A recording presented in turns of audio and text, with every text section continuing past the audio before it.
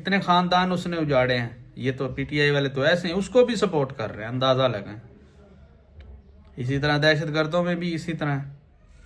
اس کا مطلب ہے آپ دہشت گردی کو پروموٹ کر رہے ہیں. دہشت گردی بھائی ہونی چاہیے بجائے سپورٹ کرنے کے. السلام علیکم جی. آج ہم بات کریں گے خاص طور پہ ان پی ٹی آئی پروپوگنڈا کے پیچھے.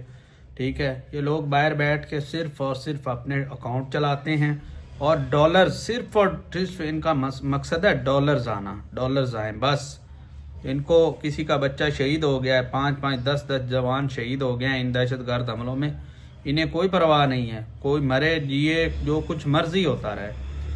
اتنے بے غیرت ہیں اتنے یہ لوگ. ابھی یہ سی سی ڈی نے جو شفقت کو مارا ہے، ٹھیک ہے، اس کی حالت آپ نے دیکھی ہے؟ اس کی ویڈیوز آپ اٹھا کے دیکھیں، ان میں وہ واضح دھمکیاں دے رہا ہے اداروں کو، واضح دھمکیاں دے رہا ہے اپنے دشمنوں کو.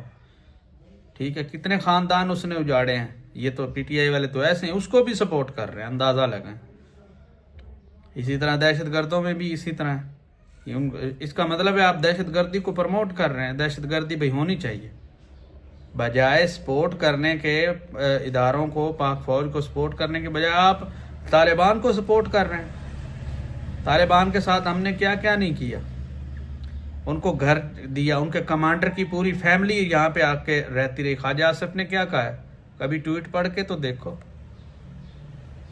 تعلیم نہیں ہے نا، ان پڑھ لوگوں کے ہتھے موبائل چڑھ گئے ہیں.